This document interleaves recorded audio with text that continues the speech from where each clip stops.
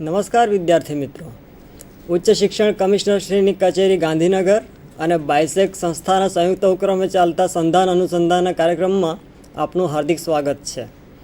આજે આપણો વિષય છે ભારતની સંસદ અને એનું ચૂંટણી પંચ. વિષય ઘણો લાંબો છે. મારી સાથે મારા ખાસ મિત્ર અને સહ અધ્યાપક શ્રી જગાણી સાહેબ પણ ઉપસ્થિત છે. નમસ્તે વિદ્યાર્થી મિત્રો, આપણે આજે ભારતની સંસદ વિશે અને ભારતના ચૂંટણી પંચ વિશે વાત કરવાની છે. તો શરૂઆતમાં હું આપને ભારતની સંસદ, એની રચના અને એના કાર્યો વિશે વાત કરીશ અને ત્યાર પછી મારા સાથી શ્રી જગાણી સાહેબ આપને ભારતના ચૂંટણી પંચ વિશે માહિતી આપશે. તો આપણે શરૂઆત કરીએ. ભારતની જે સંસદ છે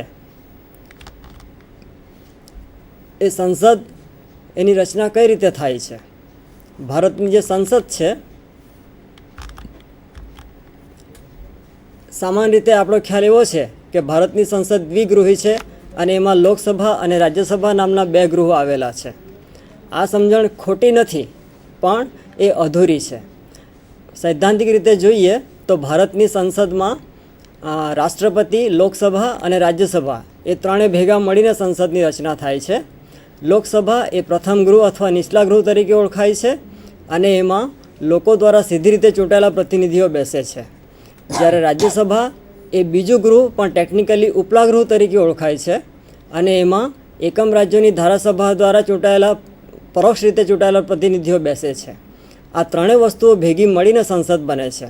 કારણ કે લોકસભા અને રાજ્યસભા એ બંને દ્વારા પસાર થયેલો ખરડો, એની ઉપર જ્યાં સુધી રાષ્ટ્રપતિની સહી થતી નથી ત્યાં સુધી એ ખરડો કાયદો બનતો નથી.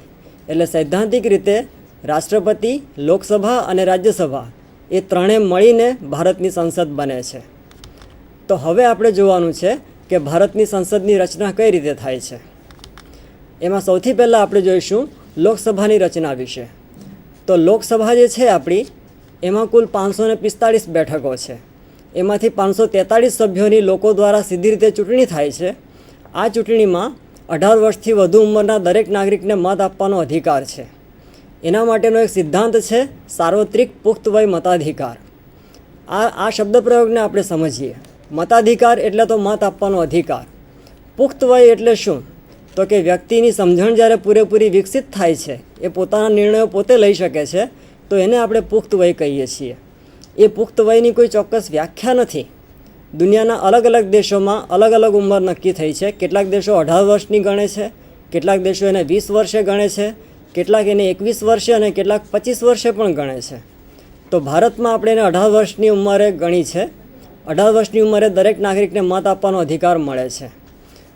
સામાન્ય રીતે 12 થી 15 લાખની વસ્તીએ લોકસભાની એક બેઠક નક્કી થાય છે અને તે પ્રમાણે દરેક રાજ્યને તેની વસ્તીના પ્રમાણમાં લોકસભાની બેઠકો ફાળવવામાં આવે છે. એટલે 543 બેઠકોમાંથી દાખલા તરીકે ગુજરાતમાં લોકસભાની 26 બેઠકો છે. લોકસભાની જે કુલ બેઠકો છે એમાંથી 2 બેઠકો એંગ્લો ઇન્ડિયન સમુદાયના લોકો માટે અનામત રાખવામાં આવી છે. જો લોકસભામાં એમનું કોઈ પ્રતિનિધિત્વ ન હોય તો રાષ્ટ્રપતિ એમના સમુદાયમાંથી 2 વ્યક્તિઓની નિમણૂક કરી શકે છે. આ ઉપરાંત આપણા સમાજમાં જે કેટલાક સામાજિક રીતે નબળા વર્ગો ગણાય છે, દાખલા તરીકે અનુસૂચિત જાતિઓ અને જનજાતિઓ, તો એમના યોગ્ય પ્રતિનિધિત્વ માટે લોકસભામાં અનામત બેઠકોની પણ જોગવાઈ છે.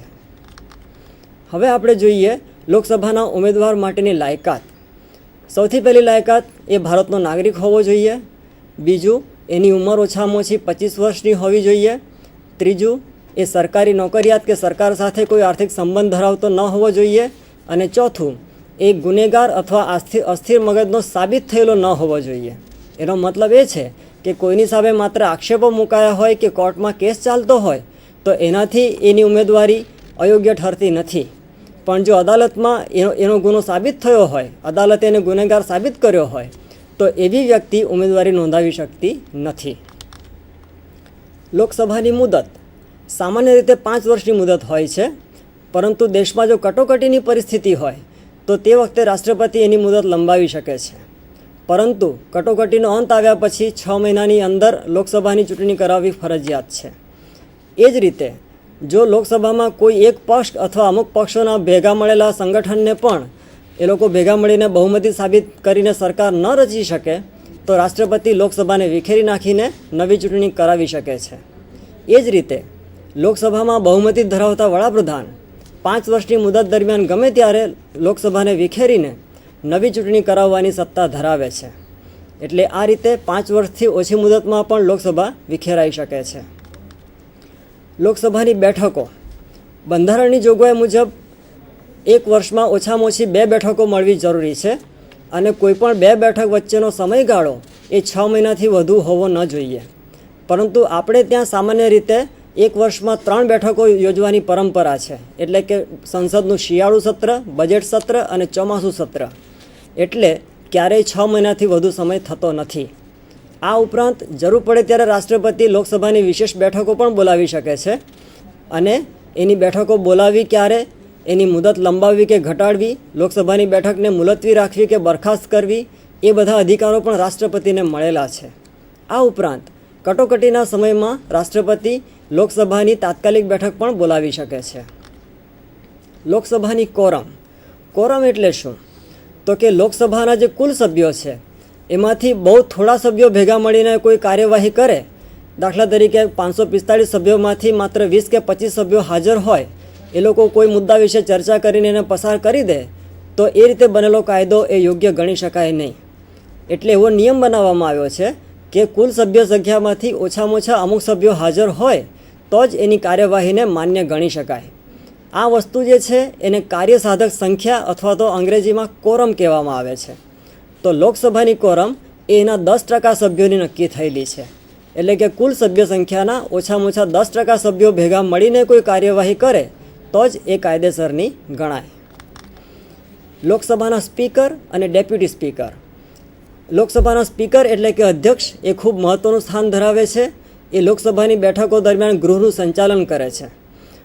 એમની મદદ માટે ડેપ્યુટી સ્પીકર એટલે કે ઉપાધ્યક્ષની પણ ચૂંટણી કરવામાં આવે છે.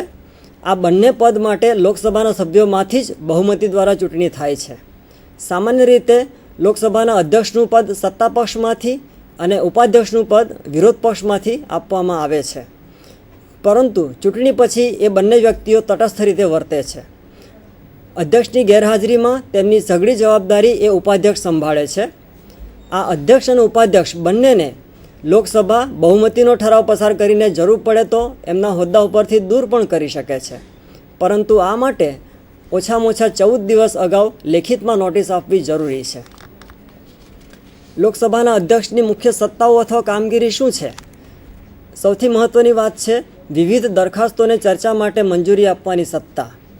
ત્યાર પછી લોકસભાની કાર્યવાહી માટેના જે નિયમો બનેલા છે એ નિયમોનું અર્થઘટન કરવાની સત્તા પણ લોકસભાના અધ્યક્ષ ધરાવે છે. ત્રીજી મહત્ત્વની સત્તા છે એ કોઈપણ ખરડો નાણાકીય ખરડો છે કે બિન નાણાકીય એ નક્કી કરીને પ્રમાણપત્ર આપવાની સત્તા પણ લોકસભાના અધ્યક્ષની છે.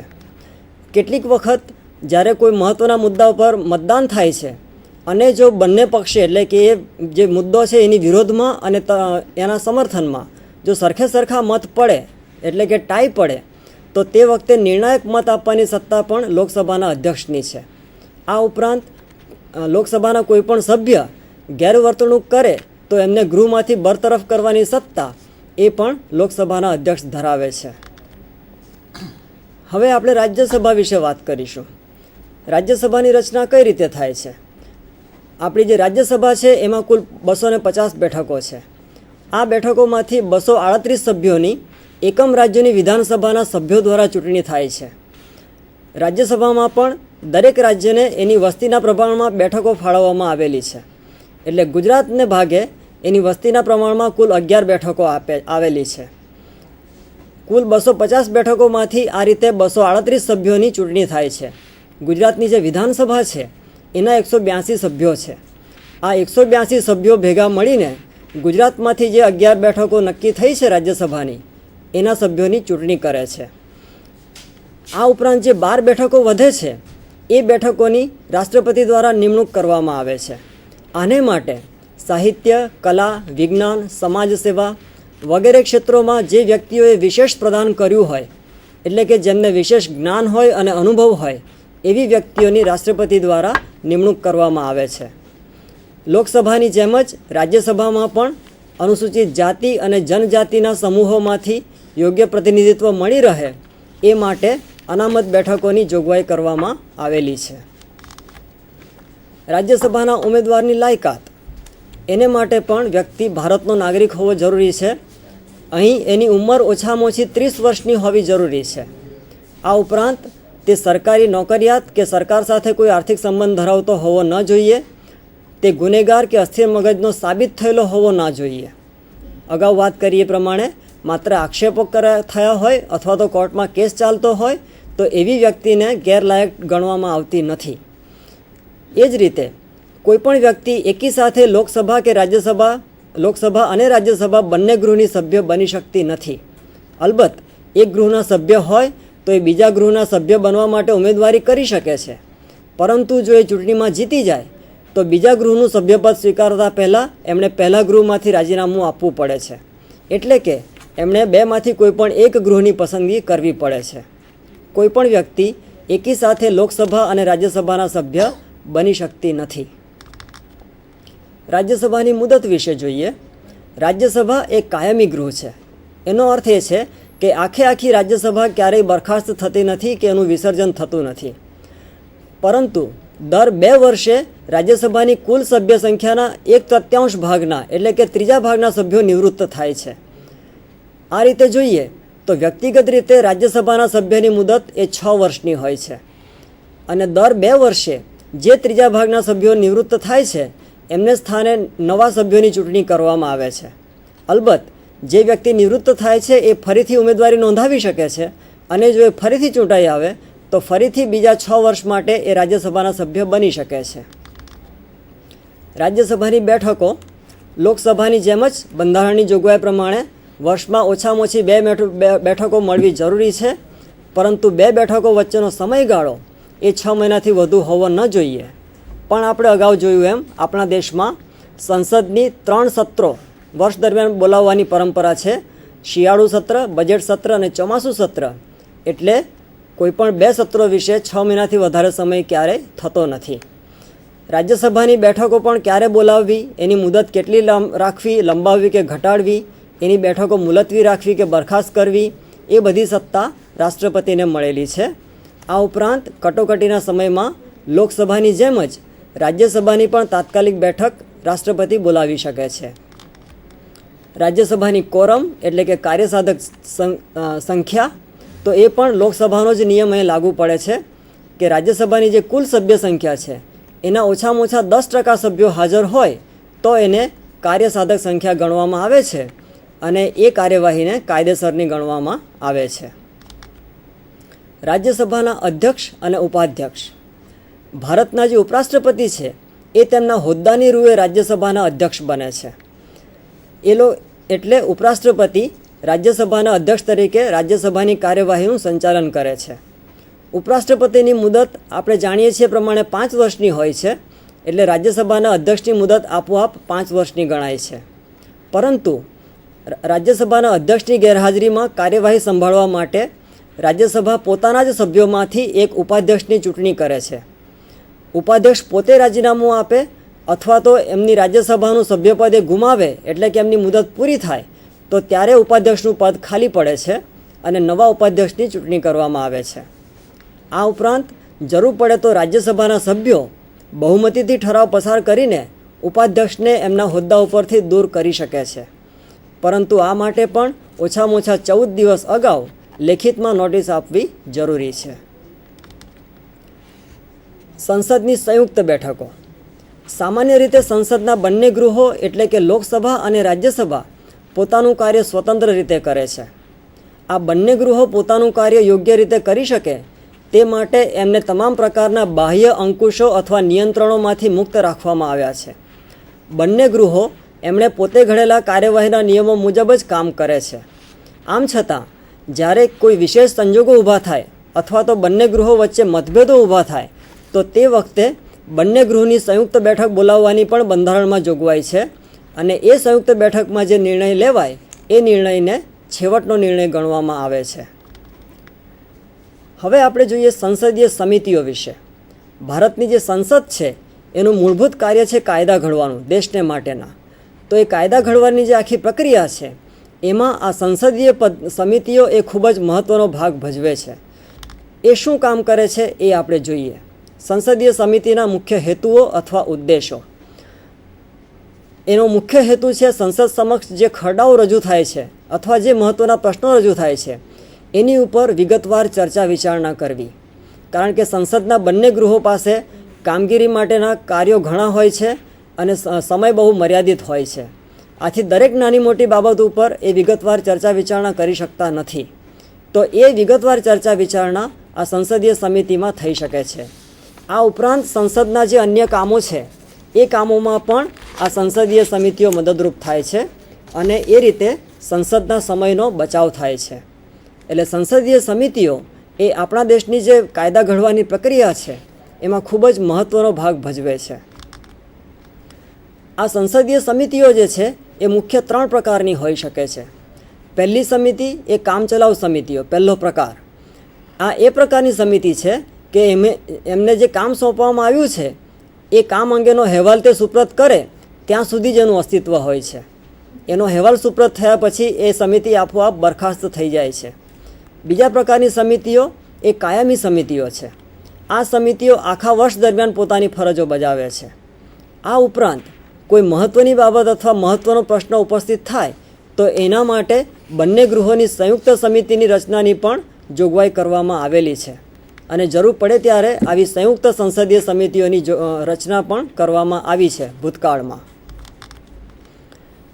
સંસદની જે કેટલીક મહત્ત્વની કાયમી સમિતિઓ છે એના વિશે આપણે જોઈએ. દાખલા તરીકે જાહેર હિસાબ સમિતિ, પછી અંદાજ સમિતિ, જાહેર સાહસો માટેની સમિતિ, સંસદમાં સભ્યોની ગેરહાજરી અંગેની સમિતિ, સંસદ સભ્યોના પગાર અને ભથ્થા અંગેની સમિતિ, ગૃહના સંચાલન માટેની સમિતિ, ગૃહના નિયમો અંગેની સમિતિ, સામાન્ય હેતુઓ અંગેની સમિતિ, સરકારે આપેલી ખાતરીઓ અંગેની સમિતિ, લાઇબ્રેરી સમિતિ, અરજી અંગેની સમિતિ, વિશેષાધિકાર સમિતિ વગેરે. આ તો કેટલાક ઉદાહરણો છે, પણ એકંદરે લગભગ 20 થી 22 પ્રકારની અલગ અલગ કાયમી સમિતિઓ હોય છે. આ ઉપરાંત આપણે જોયું તેમ ઘણી બધી કામચલાઉ સમિતિઓની પણ નિમણૂક કરવામાં આવે છે અને જરૂર પડે ત્યારે બંને ગૃહની સંયુક્ત સંસદીય સમિતિઓની પણ રચના કરવામાં આવે છે. હવે આપણે જોઈશું કે આપણી જે સંસદ છે દેશની, જેનું મૂળભૂત કાર્ય છે દેશના કાયદાઓ બનાવવાનું, તો એની મહત્ત્વની સત્તાઓ અને કાર્યો શું છે.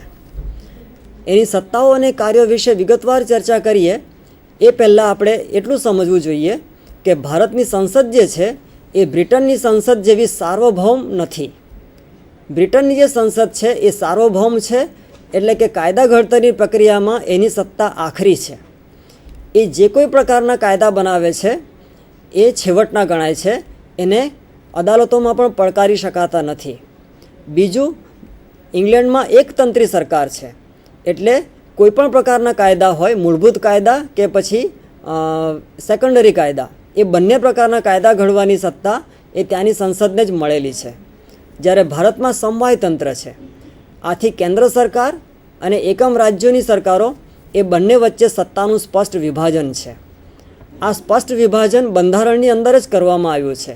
એના માટે 3 યાદીઓ બનાવવામાં આવી છે અને એ યાદીઓને આધારે બંધારણમાં જે બાબતો સ્પષ્ટ થઈ છે એ બાબતો વિશે જ કેન્દ્ર સરકારને લગતા કાયદા બનાવવાની આપણી સંસદને સત્તા છે. આ બાબતો ધ્યાનમાં રાખીએ તો ભારતની સંસદ જે છે એ મુખ્યત્વે ધારાકીય સત્તાઓ, નાણાકીય બાબતો, કારોબારી વિષય સત્તાઓ, અદાલત સંબંધી સત્તાઓ અને ચૂંટણી વિષયક સત્તાઓ ધરાવે છે. તો હવે આ દરેક બાબતો વિશે આપણે વિગતવાર જોઈશું. સંસદની ધારાકીય સત્તાઓ અને કાયદો. ધારાકીય સત્તાઓ એટલે કે કાયદા ઘડતરને લગતી સત્તાઓ. આપણે હમણાં જ જોયું કે આપણા બંધારણમાં સમવાયતંત્ર હોવાને કારણે કેન્દ્ર સરકાર અને એકમ સરકારો વચ્ચે કાર્યો અને સત્તાઓનું સ્પષ્ટ વિભાજન છે અને એના માટે 3 યાદીઓ બનાવવામાં આવેલી છે. એમાં પહેલી યાદી જે છે એ કેન્દ્રની યાદી તરીકે ઓળખાય છે. એમાં કુલ 97 વિષયો છે, 97. આ બાબતો એવી છે કે જે આખા દેશમાં એક સરખી રીતે લાગુ કરવાની હોય છે. દાખલા તરીકે દેશનું સંરક્ષણ, આપણી વિદેશ નીતિ, સંદેશા વ્યવહારના સાધનો વાહન વ્યવહારના સાધનો, ચલણી નાણું, આ બધી બાબતો આખા દેશમાં એક સરખી રીતે લાગુ કરવી જરૂરી છે. તો આવા 97 વિષયો અથવા બાબતો એક કેન્દ્રની યાદીમાં આવેલા છે. આ ઉપરાંત એક સંયુક્ત યાદી છે જેમાં 47 વિષયો છે. આ એવી બાબતો છે કે જેમાં કેન્દ્રની કક્ષાએ આખા દેશ માટે કાયદા બનાવવા પણ જરૂરી હોય છે અને સ્થાનિક એકમ સરકારના સ્તરે પણ કાયદા બનાવવા જરૂરી હોય છે. દાખલા તરીકે ખેતી, આરોગ્ય, શિક્ષણ વગેરે ક્ષેત્રો. તો એવા 47 વિષયો આ સંયુક્ત યાદીમાં આવેલા છે.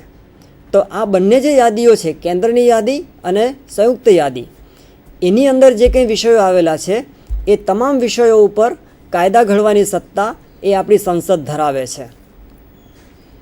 બંધારણમાં જે ત્રીજી યાદી છે એ રાજ્યોની યાદી છે. એ યાદીમાં કુલ 66 વિષયો છે. આ વિષયો એવા છે કે જે મહદ અંશે જે તે એકમ સરકારોએ કરવાના કાર્યો છે. તો આ બાબતમાં સામાન્ય રીતે કાયદા ઘડવાની સત્તા એ જે તે રાજ્યની ધારાસભાની છે. દાખલા તરીકે ગુજરાતને લગતી કોઈ બાબત હોય અને એને લગતો કાયદો બનાવવો હોય તો એ કાયદા ગુજરાતની વિધાનસભા જ બનાવી શકે છે. સામાન્ય સંજોગોમાં આ વાત છે, પરંતુ કેટલાક વિશેષ સંજોગોમાં સંસદ આ બાબતમાં પણ કાયદા બનાવી શકે છે. દાખલા તરીકે જ્યારે દેશમાં કટોકટી જાહેર થઈ હોય તે સમયે સંસદ રાજ્ય વિષયની જે કોઈ બાબતો હોય એના વિશે પણ કાયદા બનાવી શકે છે. આ ઉપરાંત આપણી સંસદનું જે ઉપલું ગૃહ છે એટલે કે રાજ્યસભા, તો રાજ્યસભા પણ પોતાની 2/3 બહુમતીથી કોઈ એવો ઠરાવ પસાર કરે કે રાજ્યની યાદીમાં આવેલો અમુક વિષય અથવા અમુક બાબત એના વિશે આખા દેશના હિતમાં સંસદ કાયદો બનાવે એ જરૂરી છે. તો એ બાબત વિશે પણ સંસદ કાયદો બનાવી શકે છે. એવી જોગવાઈ બંધારણમાં છે. અને ત્રીજી બાબત એ છે કે દેશમાં કુલ 28 રાજ્યો આવેલા છે. આ રાજ્યો પૈકી 2 અથવા 2થી વધારે રાજ્યો એની વિધાનસભા જો એવો ઠરાવ પસાર કરે કે રાજ્ય યાદીની અમુક બાબત ઉપર કેન્દ્રની સંસદ કાયદો બનાવે જરૂરી છે, તો એ સંજોગોમાં પણ સંસદ એ રાજ્યની યાદીનો વિષય હોવા છતાં કાયદો બનાવી શકે છે. એટલે એકંદરે જોઈએ તો કાયદા ઘડતરની જે પ્રક્રિયા છે એમાં સંસદને વ્યાપક સત્તાઓ મળેલી છે. આ ઉપરાંત બંધારણમાં એક વધારે મહત્ત્વની જોગવાઈ એ છે કે બંધારણની જે 3 યાદીઓ છે, કેન્દ્રની યાદી, રાજ્યની યાદી અને સંયુક્ત યાદી, એ ત્રણેય યાદીમાં જે વિષયો છે એ સિવાયની જે કોઈ વિષયો અથવા બાબતો છે જેને આપણે રેઝિડ્યુઅરી પાવર્સ કહીએ છીએ, એ તમામ બાબતો વિશે કાયદા બનાવવાની સત્તા એ સંસદની પાસે છે. એટલે એકંદરે જોઈએ તો કાયદા ઘડતરની જે પ્રક્રિયા છે એમાં આપણા દેશમાં સમવાયતંત્ર હોવા છતાં એકમ સરકારો કરતાં કેન્દ્રની સંસદ પાસે ઘણી વધારે વ્યાપક સત્તાઓ છે. હવે આપણે જોઈશું સંસદની નાણાકીય સત્તાઓ અને કાર્યો. જે નાણાકીય સત્તાઓ છે સંસદની, એ વાસ્તવમાં માત્ર લોકસભાની જ સત્તાઓ બની રહે છે.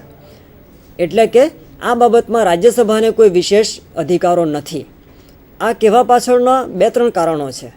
પહેલું કારણ એ છે કે જે કોઈ બાબતનો કાયદો બનાવવાનો હોય એનો જે ખરડો હોય એ નાણાકીય ખરડો જો હોય તો એને પહેલાં લોકસભામાં જ રજૂ કરવો પડે છે.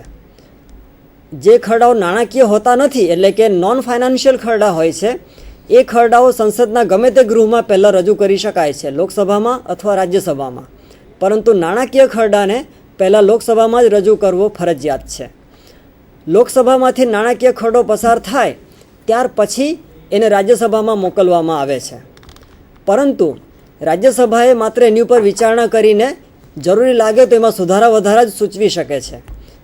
લોકસભાએ પસાર કરેલા નાણાકીય ખરડાને રાજ્યસભા ક્યારેય નામંજૂર કરી શકતી નથી. બીજી મહત્ત્વની વાત એ છે કે રાજ્યસભાએ આ નાણાકીય ખરડામાં જે કંઈ નિર્ણય કરવાનો છે એને માટે 14 દિવસની મુદત વધુમાં વધુ નક્કી થયેલી છે. 14 દિવસની અંદર જો રાજ્યસભા કોઈ નિર્ણય ન લે તો એ ખરડો મંજૂર થયો છે એમ આપોઆપ ગણી લેવામાં આવે છે. રાજ્યસભા જો 14 દિવસની અંદર કોઈ સુધારા વધારા સૂચવે તો એ નાણાકીય ખરડાને ફરીથી લોકસભામાં મોકલવામાં આવે છે, પરંતુ એ સુધારા વધારા સ્વીકારવા કે નહીં એ લોકસભાની મરજી ઉપર આધારિત છે. આ રીતે જે નાણાકીય ખરડો ફરીથી લોકસભામાં આવે છે એના ઉપર લોકસભા ફરીથી વિચાર કરે છે, જરૂરી લાગે તો સુધારા સ્વીકારે છે, જરૂરી ન લાગે તો સ્વીકારતી નથી, અને પછી એને સીધો રાષ્ટ્રપતિની સંમતિ માટે મોકલી આપવામાં આવે છે. અહીંયા મહત્ત્વની બાબત એ છે કે લોકસભાએ પસાર કરેલા કોઈપણ નાણાકીય ખરડાને રાષ્ટ્રપતિએ પણ મંજૂરી આપવી જ પડે છે. એટલે કે એ ખરડા ઉપર રાષ્ટ્રપતિએ સહી કરવી જ પડે છે. કોઈપણ નાણાકીય ખરડાને રાષ્ટ્રપતિ કાયદો બનતા અટકાવી શકતા નથી. એટલે આ રીતે લોકસભાની નાણાકીય બાબતોમાં ઘણી મહત્ત્વની સત્તા છે. આ ઉપરાંત કોઈપણ નવા કરવેરા દાખલ કરવા, જૂના કરવેરામાં ફેરફાર કરવો અથવા તો જૂના કરવેરાને નાબૂદ કરવા, એની સત્તા પણ સંસદની પાસે જ રહેલી છે. અને વધારે મહત્ત્વની વાત એ છે કે સંસદ દર વર્ષે દેશના વહીવટ માટે એક અંદાજપત્રને મંજૂરી આપે છે, જેને આપણે બજેટ કહીએ છીએ. એ બજેટ પસાર થયા પછી જ સરકાર ખર્ચ કરી શકે છે કોઈ પણ બાબતમાં. એટલે નાણાકીય બાબતમાં સંસદની મંજૂરી વગર સરકાર ₹1 પણ ખર્ચ કરી શકતી નથી. સંસદીય લોકશાહીની આ ઘણી મોટી વિશેષતા છે. હવે આપણે જોઈએ સંસદના કારોબારી વિષયક એટલે કે વહીવટી સત્તાઓ અને કાર્યો. સંસદના જે બંને ગૃહો છે, લોકસભા અને રાજ્યસભા, એ પ્રધાનમંડળના કોઈપણ ખાતાના વહીવટ અંગે ચર્ચા વિચારણા કરી શકે છે. કોઈપણ બાબત વિશે એ લોકો તપાસ કરી શકે છે. આ ઉપરાંત જે સંસદ સભ્યો છે એટલે કે બંને ગૃહના સભ્યો, લોકસભા ગૃહના અને રાજ્યસભાના, એ સંસદ સભ્યો પ્રધાનમંડળના કોઈપણ પ્રધાનોને પ્રશ્નો પૂછવાની, માહિતી માંગવાની અને ખુલાસા માંગવાની સત્તા ધરાવે છે. આપણે એ પણ જાણીએ છીએ કે સંસદના સત્રો જ્યારે મળે છે ત્યારે રોજે રોજ એની બેઠક દરમિયાન શરૂઆતનો 1 કલાક, પહેલો 1 કલાક એ હંમેશા પ્રશ્નોત્તરીનો કલાક હોય છે, સમય હોય છે. એ સમય દરમિયાન પ્રધાનમંડળના અલગ અલગ ખાતાના પ્રધાનોને આ સંસદ સભ્યો પ્રશ્નો પૂછે છે, ખુલાસાઓ માંગે છે, માહિતીઓ માંગે છે. અને એ રીતે એ આપણી જે કેન્દ્રની કારોબારી છે એટલે કે મંત્રીમંડળ છે એની ઉપર નિયંત્રણ રાખે છે. આ ઉપરાંત સરકારના વહીવટના સંદર્ભમાં ઠપકાની દરખાસ્ત રજૂ કરવી, સભા મોકૂફીની દરખાસ્ત રજૂ કરવી, કોઈ બીજા તાકીદના કે અગત્યના પ્રશ્નો હોય તો એ અંગે સરકારની નિષ્ફળતા ઉપર ચર્ચા કરવી, આ બધી સત્તા સંસદને મળેલી છે. સંસદના બંને ગૃહો આવી અલગ અલગ દરખાસ્તો દ્વારા સરકારની કામગીરીની સમીક્ષા કરી શકે છે. બીજી મહત્ત્વની બાબત એ છે કે લોકસભામાં જે કેન્દ્રનું મંત્રીમંડળ છે એ સમગ્ર મંત્રીમંડળની સામે અથવા તો મંત્રીમંડળના અમુક સભ્યો, 2 કે 4 પ્રધાનો અથવા કોઈ એક જ પ્રધાન એની કામગીરીથી અસંતોષ હોય અને એની સામે લોકસભામાં જો અવિશ્વાસનો ઠરાવ પસાર થાય તો વડાપ્રધાન સહિત સમગ્ર પ્રધાનમંડળે રાજીનામું આપવું પડે છે, જેને આપણે મંત્રીમંડળની સંયુક્ત જવાબદારીના સિદ્ધાંત તરીકે પણ ઓળખીએ છીએ. આ એક બહુ જ મહત્ત્વની બાબત છે કે આખું મંત્રીમંડળ એ સંયુક્ત રીતે અને વ્યક્તિગત રીતે સંસદને અને એમાં તો ખાસ કરીને સંસદના નીચલા ગૃહને એટલે કે લોકસભાને સીધી રીતે જવાબદાર છે. લોકસભામાં મંત્રીમંડળના કોઈપણ એક જ સભ્ય સામે પણ જો અવિશ્વાસનો ઠરાવ પસાર થાય તો વડાપ્રધાન સહિત સમગ્ર મંત્રીમંડળે રાજીનામું આપવું પડે છે. એના પછી આવે છે અદાલતી સત્તાઓ અને કાર્યો એટલે કે ન્યાય વિષયક સત્તાઓ. ભારતના રાષ્ટ્રપતિ, ઉપરાષ્ટ્રપતિ, સર્વોચ્ચ અદાલત જે દિલ્હીમાં આવેલી છે અને રાજ્યોમાં આવેલી વડી અદાલતો, આ તમામ અદાલતોના તમામ ન્યાયાધીશો, આ ઉપરાંત comptroller and auditor general, attorney general જેવા બંધારણીય ઉચ્ચ અધિકારીઓ, આ તમામ ઉચ્ચ અધિકારીઓ સામે કામ ચલાવવાની સત્તા એ માત્ર આપણી સંસદ ધરાવે છે. એ કયા પ્રકારના કામો ચલાવી શકે? તો કે આ જે ઉચ્ચ અધિકારીઓ છે એમણે બંધારણનો ભંગ કર્યો હોય, રાજદ્રોહ જેવો ગંભીર ગુનો કર્યો હોય અથવા અન્ય કોઈ ગંભીર પ્રકારની ગેરરીતિ કરી હોય તો આ અધિકારીઓ સામે મહાભિયોગની કાર્યવાહી કરવાની સંસદને સત્તા છે અને એ અભિયોગની કાર્યવાહી દ્વારા એમને હોદ્દા ઉપરથી દૂર પણ કરી શકે છે. આપ જાણતા હશો કે હમણાં થોડા સમય પહેલાં જ કલકત્તા હાઈકોર્ટના એક ન્યાયાધીશ સામે આવી મહાભિયોગની કાર્યવાહી શરૂ કરવામાં આવેલી. રાજ્યસભામાં એ ઠરાવ બહુમતીથી પસાર પણ થયો હતો અને લોકસભામાં પણ એ ઠરાવ જો પસાર થયો હોત તો એ બરખાસ્ત થયા હોત. આ પરિસ્થિતિને ટાળવા માટે એ ન્યાયાધીશે રાજીનામું આપી દીધું અને પોતાના હોદ્દાનો ત્યાગ કર્યો. એટલે આ રીતે ખૂબ મહત્ત્વની અદાલતી સત્તા એ આપણી સંસદ ધરાવે છે. આ ઉપરાંત લોકસભા જે છે એ પોતાના સ્પીકર અથવા ડેપ્યુટી સ્પીકરને અને રાજ્યસભા એ પોતાના ઉપાધ્યક્ષને સાદી બહુમતી દ્વારા ઠરાવ પસાર કરીને હોદ્દા ઉપરથી દૂર કરી શકે છે. અને છેલ્લે અનેક પ્રકારની જાહેર અને સરકારી સંસ્થાઓ અથવા અર્ધ સરકારી સંસ્થાઓ એમાં કોઈ ગેરરીતિ થઈ હોય, કોઈ ગંભીર ભૂલો થઈ હોય તો એની તપાસ કરવા માટે પણ સંસદ તપાસ કરી શકે છે. એના પછી આવે છે સંસદની ચૂંટણી વિષયક સત્તાઓ, કે આપણી સંસદ જે છે એ કેટલીક મહત્ત્વની ચૂંટણી વિષયક સત્તાઓ પણ ધરાવે છે. દાખલા તરીકે ભારતની સંસદ એ ભારતના રાષ્ટ્રપતિ, ઉપરાષ્ટ્રપતિની ચૂંટણીમાં ભાગ લે છે. આ ઉપરાંત લોકસભા પોતાના સ્પીકર અને ડેપ્યુટી સ્પીકર એટલે કે અધ્યક્ષ અને ઉપાધ્યક્ષની ચૂંટણી કરે છે. રાજ્યસભા પોતાના ઉપાધ્યક્ષની ચૂંટણી કરે છે. અને લોકસભા અને રાજ્યસભા એ બંને ગૃહો અનેક સંસદીય સમિતિઓની પણ નિમણૂક કરે છે, જેની આપણે અગાઉ ચર્ચા કરી ગયા છીએ. એટલે ચૂંટણીને સંબંધી પણ કેટલીક વિશેષ સત્તાઓ એ આપણી સંસદ ધરાવે છે. હવે ભારતના ચૂંટણી પંચ અને તેની કામગીરી વિશે મારા સાથી જે અધ્યાપક આવ્યા છે જગાણી સાહેબ, એ જગાણી સાહેબને વિનંતી કરું કે એ ચૂંટણી પંચ વિશે આપને વાત કરે. જગાણી સાહેબ. નમસ્કાર વિદ્યાર્થી મિત્રો. આપણે જાણીએ છીએ કે દુનિયાના એક સૌથી મોટા લોકતંત્ર એવા ભારતમાં આપણે બધા રહીએ છીએ. આપણે માથે દુનિયાના સૌથી મોટા લોકતંત્ર તરીકેની જવાબદારી છે. અને સત્તા એક એવી વસ્તુ છે કે સત્તાનું સરળતાથી જો હસ્તાંતરણ કરવામાં ના આવે તો ઇતિહાસ સાક્ષી છે કે ઘણી બધી મુશ્કેલી ઊભી થાય છે.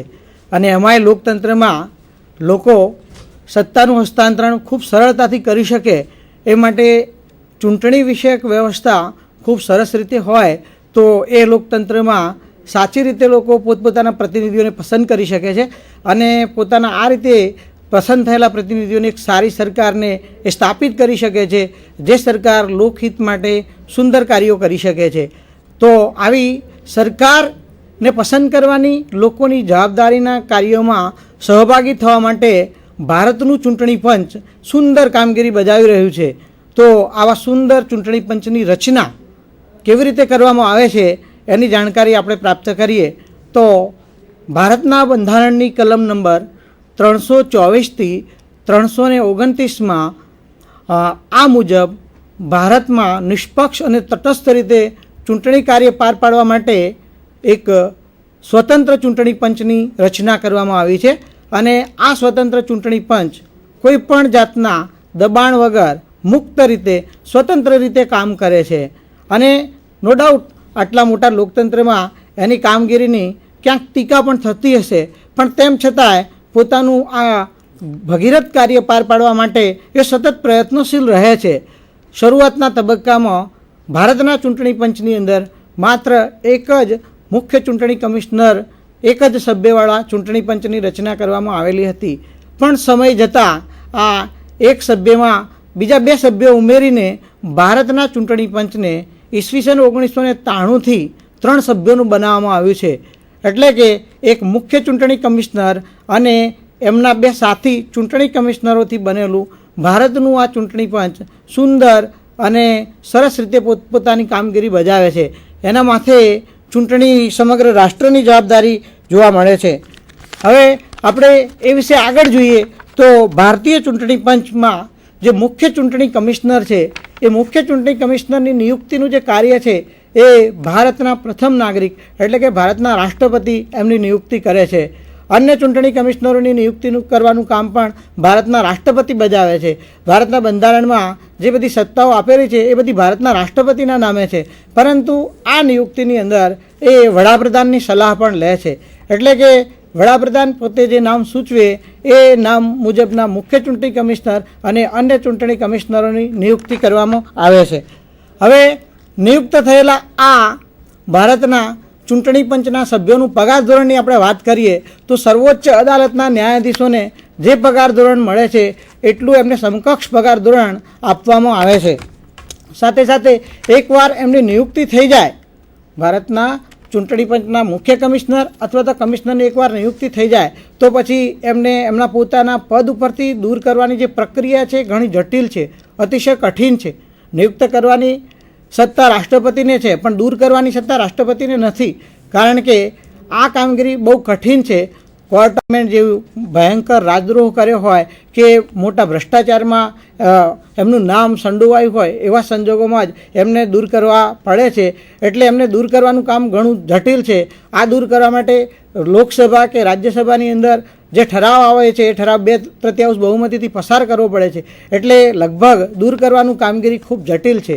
હવે આપણે આગળ ભારતીય ચૂંટણી પંચ જે મહત્ત્વના કાર્યો બજાવે છે એની કેવી કેવી સત્તાઓ રહેલી છે એ સત્તાઓ વિશેની હું વાત કરું તો ભારતીય ચૂંટણી પંચની સૌથી મોટી જવાબદારી સંસદીય અને વિધાનસભાઓના જે મત વિસ્તારો છે એ નક્કી કરવાની છે. આપ સૌ જાણો છો કે ભારતની અંદર લગભગ 543 જેટલા સંસદીય મત વિસ્તારો અને આપણા ગુજરાતમાં એના 26 જેટલા સંસદીય મત વિસ્તારો છે. આ સંસદીય મત વિસ્તારો પ્રાદેશિક ધોરણે નક્કી થયેલા છે અને પ્રાદેશિક ધોરણે નક્કી થયેલા આ સંસદીય મત વિસ્તારો તથા આપણા ગુજરાતનો દાખલો લઈએ તો ગુજરાતમાં 182 જેટલા વિધાનસભા મત વિસ્તારો નક્કી થયેલા છે. તો આ મત વિસ્તારો નક્કી કરવાની જે જવાબદારી છે એ ભારતના ચૂંટણી પંચને માથે છે. એટલે એ એક મહત્ત્વનું કામ કરે છે, એ એની સત્તામાં આવતી વસ્તુ છે. આ ઉપરાંત ઉમેદવારોની વિવિધ લાયકાતો નક્કી કરવી વખતો વખત. આમ તો આપણે જાણીએ છીએ કે લોકસભા અને રાજ્યસભાના સભ્ય થવા માટેની લાયકાતો નિયત થયેલી જ છે, પણ વખતો વખત એમાં સુધારા વધારા કરવામાં આવે તો ચૂંટણી પંચના પરામર્શન વગર એ વસ્તુ કે કરી શકાતી નથી. એટલે એવી મહત્ત્વની જે કામગીરી છે એ કામગીરી બજાવવા માટે ભારતનું ચૂંટણી પંચ પોતાની સત્તાનો ઉપયોગ કરે છે. ત્રીજી મહત્ત્વની વાત હું એ કહીશ કે મતદાર યાદીઓને તૈયાર કરવી, કારણ કે મતદાર યાદીઓ તૈયાર કરવી એ ખૂબ કપરી જવાબદારીનું કામ છે. દુનિયાના મોટા લોકતંત્ર એવા ભારતમાં અંદાજે 60 કરોડથી વધારે મતદારો આ દેશમાં છે અને આપણે જાણીએ છીએ કે મતદારોની સંખ્યા દિવસે દિવસે વધતી જાય છે. શરૂઆતની અંદર આપણે મતદારની વય 21 વર્ષ રાખેલી હતી. 61માં બંધારણીય સુધારાથી આ વયમાં ઘટાડો કરીને 18 વર્ષની કરી દેવામાં આવી અને હવે 18 વર્ષના નાગરિકોને પુખ્ત ગણી અને એમને મતદાનનો અધિકાર આપવામાં આવે છે. તો આપણે પણ દરેક ચૂંટણી વખતે મતદાર યાદીઓને તાજી કરવી, તૈયાર કરવી જરૂરી બને છે. એટલે એ ભગીરથ કાર્ય પણ ભારતનું ચૂંટણી પંચ નિભાવે છે. ચૂંટણી પ્રક્રિયાની જે તારીખ છે એ ખૂબ અગત્યની વસ્તુ છે કે આટલા મોટા રાષ્ટ્રની અંદર ચૂંટણીનું કામ પાર પાડવું એ બહુ અઘરી વસ્તુ છે. કારણ કે આટલી બધી બેઠકોની એકી સાથે ચૂંટણી યોજવી, કાયદો અને વ્યવસ્થાની પરિસ્થિતિને જાળવી રાખવી, એ બધા મહત્ત્વના કાર્યની અંદર એ કાર્યને સમૂહસૂત્રું પાર પાડવું તો એ માટે જુદા જુદા સ્ટેજ પાડી દેવામાં આવે છે અને એ સ્ટેજમાં બેઠકોની સંખ્યા નક્કી કરવામાં આવે છે. એ પ્રમાણે પહેલા સ્ટેજ, બીજા સ્ટેજ, ત્રીજો સ્ટેજ એ રીતે ચૂંટણી કરવામાં આવે છે. તો આ આખી પ્રક્રિયા ખૂબ સરળતાથી અને સરસ રીતે પાર પાડી શકવાની જે સત્તા છે એ પણ માત્ર અને માત્ર ભારતના ચૂંટણી પંચને છે. સાથે સાથે રાષ્ટ્રપતિ તેમજ ઉપરાષ્ટ્રપતિની ચૂંટણી યોજવાની જવાબદારી પણ ભારતના ચૂંટણી પંચ પાસે રહેલી છે. મિત્રો, તમે જાણો જ છો, હમણાં મારા સાથી મિત્ર શાહ સાહેબે બતાવ્યું એ મુજબ ભારતના રાષ્ટ્રપતિની ચૂંટણી ભારતની સંસદના બંને ગૃહો ઉપરાંત ભારતની એકમ રાજ્યના રાજ્યસભાના વિધાન ગૃહો જે છે એ દ્વારા એ ચૂંટણી થાય છે. એટલે સમગ્ર દેશમાં એક જ દિવસે ચૂંટણીનું આયોજન કરવામાં આવે છે. આ ઉપરાંત ભારતના ઉપરાષ્ટ્રપતિની ચૂંટણી ભારતની સંસદના બંને ગૃહો એના મતદાર મંડળ તરીકે કામ કરીને એ ચૂંટણી કરવામાં આવે છે. એટલે આ ચૂંટણીની જે જવાબદારી છે એ પણ ભારતનું ચૂંટણી પંચ કરી રહ્યું છે. એટલે એ પણ એની એક મહત્ત્વની સત્તા છે એમ ગણી શકાય. ત્યાર પછીની સત્તાની વાત કરીએ તો સંસદ તેમજ રાજ્યોની જે ધારાસભાઓની ચૂંટણી, આપણા દેશમાં લગભગ રાજ્યોની 28 રાજ્યોની અલગ અલગ વિધાનસભાઓ છે, જેમાં ગુજરાતની વિધાનસભા પણ આવી જાય. અને આમ તો આપણે એવું નક્કી થયેલું છે કે ખર્ચ ઘટાડવા માટે શરૂઆતના તબક્કામાં એકમ રાજ્યોની વિધાનસભાઓની ચૂંટણી અને લોકસભાની ચૂંટણી સાથે યોજવી, પણ વ્યવહારમાં એવું શક્ય બન્યું નથી. ત્યારે એવું બને છે કે લોકસભાની ચૂંટણી સાથે જે રાજ્યોની વિધાનસભાની મુદત પૂરી થતી હોય એમની ચૂંટણી તો યોજી શકાય, પરંતુ ક્યાંક રાજકીય ડખા થયા હોય, સરકારો અસ્થિર થઈ હોય એકમ રાજ્યોની અંદર, તો એવા રાજ્યોના જે વિધાન ગૃહો છે એની ચૂંટણી લોકસભા સાથે યોજી શકાતી નથી, અલગ રીતે યોજવી પડે છે. જ્યારે જેની મુદત પૂરી થાય ત્યારે ત્યાં ચૂંટણી યોજવામાં આવે છે. એટલે એ ચૂંટણી યોજવાનું કામ હવે આપણે ત્યાં તબક્કાવાર થઈ ગયું છે. એટલે આવા તબક્કાવાર ચૂંટણીનું કામગીરી સતત ચૂંટણી પંચના માથે આ જવાબદારી રહે જ છે. ત્યાર પછી કેટલીક વાર એવું પણ થાય બાય ઇલેક્શન, જેને આપણે કહીશું પેટા ચૂંટણી યોજવાની.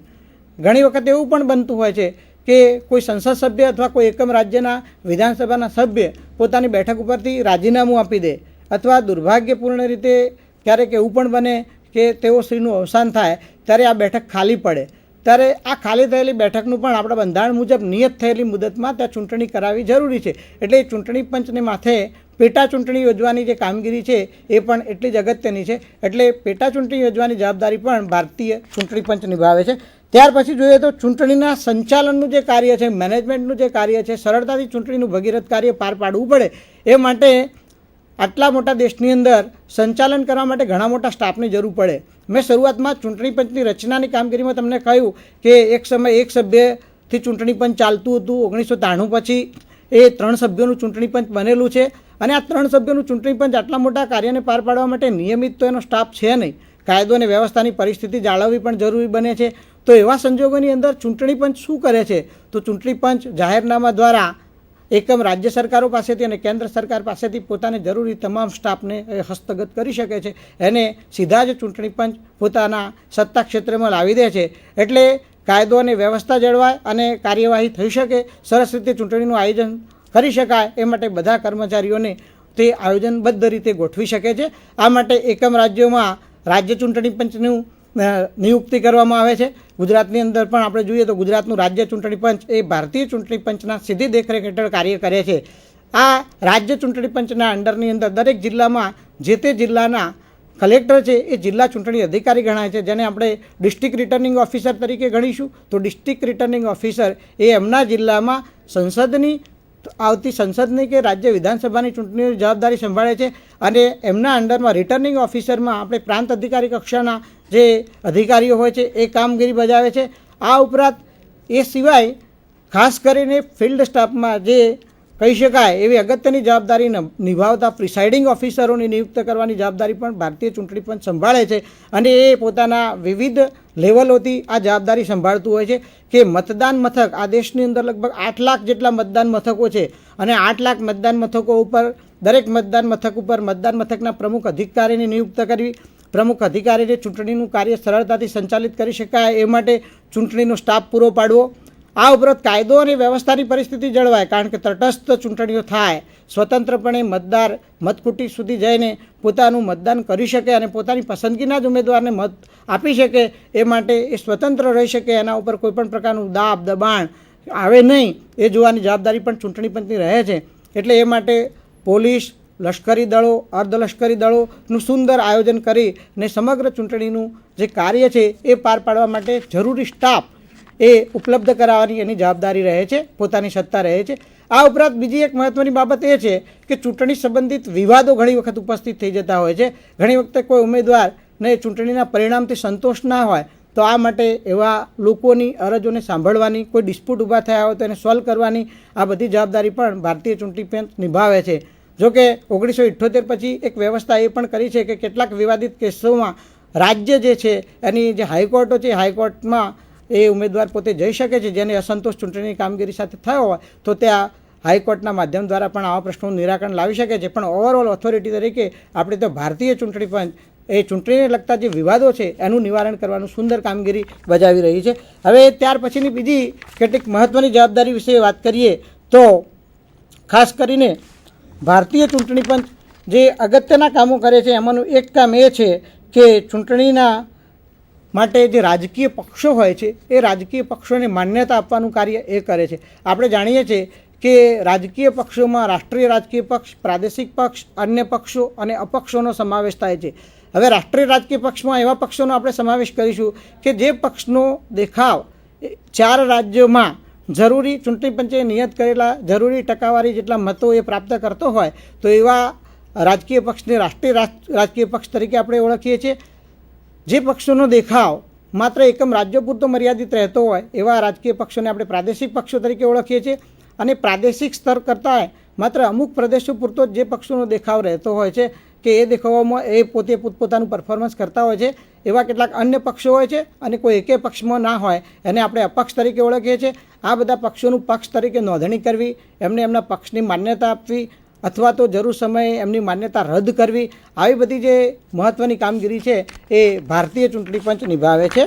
આ ઉપરાંત સંસદીય અને વિધાનસભાની અંદર આવતી જે ચૂંટણીઓ છે એમાં કામ કરતા જે રાજકીય પક્ષો છે એ રાજકીય પક્ષોને જુદા જુદા પ્રતીકો હોય છે, એ એમની પ્રતીકોની ફાળવણી કરવાની જે જવાબદારી છે એ પણ ભારતીય ચૂંટણી પંચ નિભાવે છે. કયા રાજકીય પક્ષને કયું પ્રતીક આપવું, કારણ કે પ્રતીક એ રાજકીય પક્ષ માટે મહત્ત્વની વસ્તુ છે, કારણ કે રાજકીય પક્ષ પોતે પોતાનું પરફોર્મન્સ આ પ્રતીકના માધ્યમથી કરે છે. એટલે પ્રતીકોમાં પણ ડિસ્પ્યુટ ઊભો થાય છે. દાખલા તરીકે ઘણી વખતે એવું પણ બને કે એક રાજકીય પક્ષનું વિભાજન થાય એક કરતાં વધુ જૂથોમાં, તો દરેક જૂથ એ રાજકીય પક્ષનું પોતાનું પ્રતીક ઈચ્છતું હોય છે, ત્યારે એ સમયે ઊભા થતા ડિસ્પ્યુટનો નિકાલ કરવા માટે પણ એ પોતે મહત્ત્વની કામગીરી કરે છે.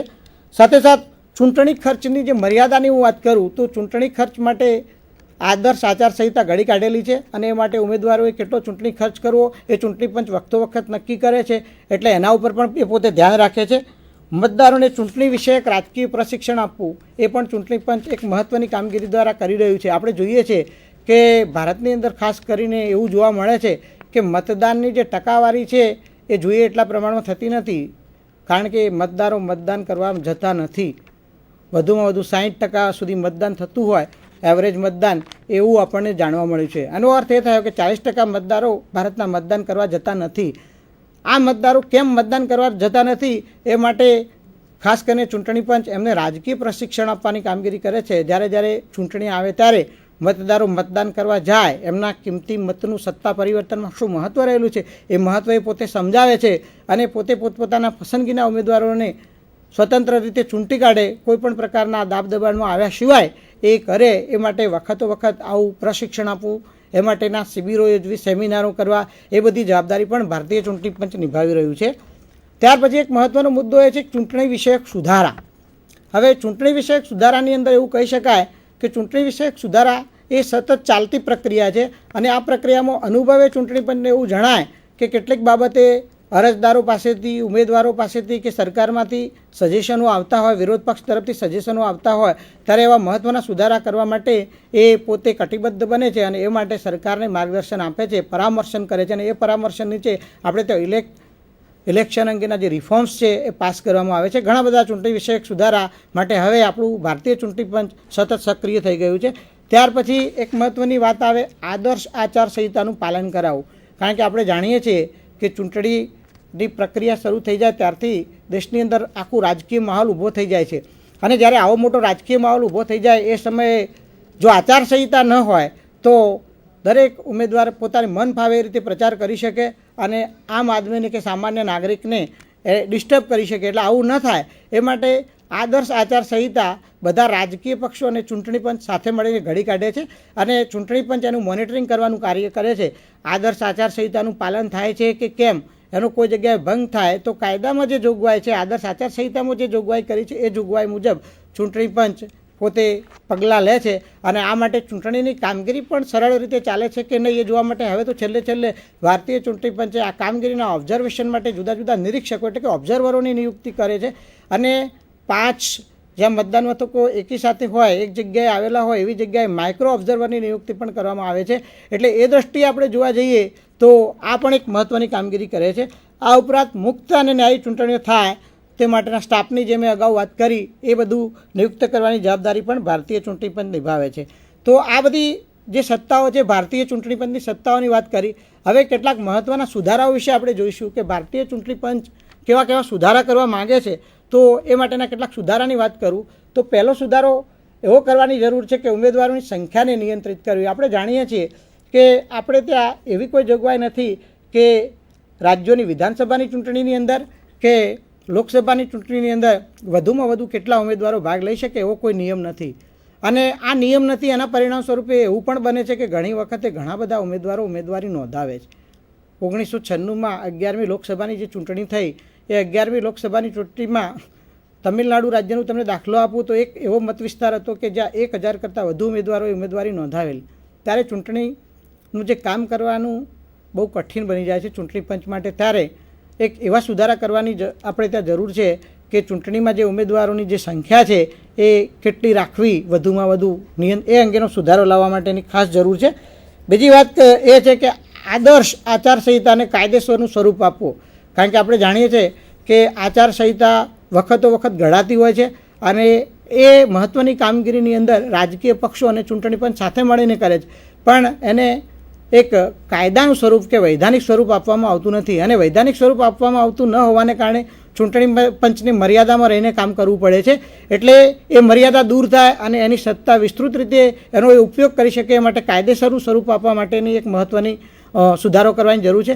ત્રીજી વાત છે ઉમેદવારોના ચૂંટણી ખર્ચને નિયંત્રિત કરવો. આજકાલ આપણે બધા જોઈએ છે કે ઉમેદવારો ચૂંટણીની પાછળ બેફામ ખર્ચ કરે છે, અને આ બેફામ ખર્ચ ઓવરઓલ તો આપણી બધા ભારતના પ્રજાજનો ઉપર જ થાય છે. ત્યારે આ ખર્ચને નિયંત્રિત કરવો જરૂરી છે.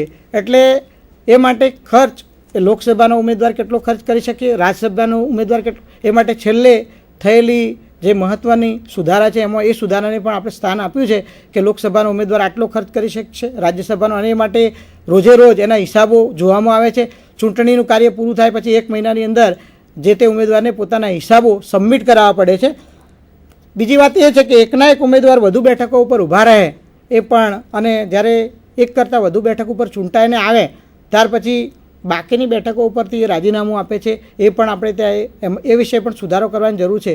કેટલાક મહત્ત્વના રાજકીય પક્ષના મહત્ત્વના ઉમેદવારો, મહત્ત્વના એમના નેતાઓ એક કરતાં વધુ બેઠકે ઉમેદવારી નોંધાવે છે, ખાસ કરીને લોકસભા અને રાજ્યસભામાં, અને એ વધુ બેઠકો ઉપર જીતે છે ત્યારે એમની પસંદગીની બેઠકના ઉમેદવાર તરીકે એ ચાલુ રહે છે અને બાકીની બેઠક ઉપરથી રાજીનામું આપે છે.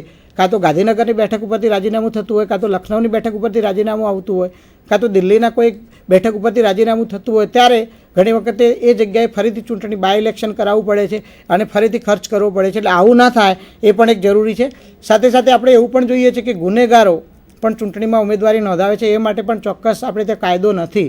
ઘણી વખતે આપણે છાપામાં એવું પણ વાંચીએ છીએ કે જેલમાં ઉમેદવાર હોય અને એ ચૂંટણી જીતી જતા હોય, ત્યારે લોકતંત્ર માટે આ વસ્તુ કલંક સમાન ગણાવી શકાય. એટલે આવું કલંક આપણા સિર પર ના રહે એ માટે ખાસ કરીને ગુનેગારો ચૂંટણીમાં ના ઊભા રહે એ અંગે પણ ચોક્કસ આચારસંહિતા ઘડી કાઢવાની જરૂર છે. હમણાં એક આપણા દેશમાં એક વાત એ આવી કે મતદારો સમક્ષ ઘણી વખતે એકના એક ઉમેદવારો રિપીટ થતા હોય છે. સાથે સાથે આપણે જોઈએ છીએ કે જે રીતે ઉમેદવારોની પ્રજા ઓળખે છે એમાંથી કોઈ ઉમેદવારને પ્રજા પસંદ કરવા ઈચ્છતી હોતી નથી, અને આ માટે પ્રજા પાસે કોઈ વિકલ્પ નથી હોતો, ત્યારે ગમે તે ઉમેદવાર ઉપર એને મત્તું મારવું પડે છે. એટલે આ ના થાય એ માટે હમણાં સમગ્ર દેશમાંથી એક એવી માગણી આવી છે કે દાખલા તરીકે 5 ઉમેદવારો ચૂંટણીમાં ઊભા રહ્યા હોય તો એક છઠ્ઠું કોલમ એવું પણ રાખવું જોઈએ કે જે કોલમમાં ઉપરના 5 ઉમેદવારમાંથી કોઈને મત આપવા મતદાર માગતો નથી. અને એ માગણી હમણાં આવેલી છે, એને કહે છે રાઇટ ઓફ રિજેક્ટ. એટલે કે 5 ઉમેદવારોને રિજેક્ટ કરવાનો જનતા, અને આ પણ ગણતરી વખતે આ રાઇટ ઓફ રિજેક્ટની પણ ગણતરી કરવામાં આવે અને એ અંગે યોગ્ય નિર્ણય થાય અને આખરી પરિણામ એને ધ્યાને રાખીને કરવામાં આવે એવી એક માગણી છે. રાજકીય પક્ષો માટે ચૂંટણી ભંડોળ માટે આપણે ત્યાં કોઈ વ્યવસ્થા નથી, માટે ઘણી વખતે બહુ મોટો બજાર એમાં બહાર આવતો આપણને જોવા મળે છે. એટલે રાજકીય પક્ષોને ચૂંટણી ભંડોળ માટેની પારદર્શિતા ઊભી કરવી, કયા રાજકીય પક્ષ પાસે કેટલું ભંડોળ છે, કયા સોર્સ દ્વારા એને પ્રાપ્ત કર્યું છે, આ વિષয়ে પણ કેટલાક સુધારા લાવવાની જરૂર છે. સાથે સાથે ચૂંટણીમાં મત મેળવવા માટે નાણાંનો જે વ્યય થાય છે, અપવ્યય થાય છે, એ અટકાવવાની પણ જરૂર છે. ઘણી બધી બાબતો છે. વારંવાર મધ્યસત્ર ચૂંટણીઓ આવતી હોય છે, આપણે જોઈએ છીએ 1996 થી 2000 વચ્ચે ઘણી બધી મધ્યસત્ર ચૂંટણીઓ આવી, ઘણા બધા એકમ રાજ્યોમાં પણ આવે. તો ચૂંટણીનો આવો ખર્ચ આપણા બધા ઉમેદવારો કરતા હોય છે વારંવાર, અને લોકોના સિરે આ બધો ખર્ચ આવી જતો હોય છે. એટલે એ ખર્ચ નિવારવા માટે વારંવાર મધ્યસત્ર ચૂંટણીઓ ના આવે એ કરવાની પણ જરૂર છે. ગરીબ અને સામાન્ય વર્ગના લોકો ચૂંટણીમાં ઊભા રહી શકે અને એ ચૂંટણી લડી શકે એવી વ્યવસ્થા થવાની જરૂરી છે. પ્રચાર ઝુંબેશનો જે સમયગાળો વધારે પડતો હોય છે એ બહુ ઓછો કરવાનો છે.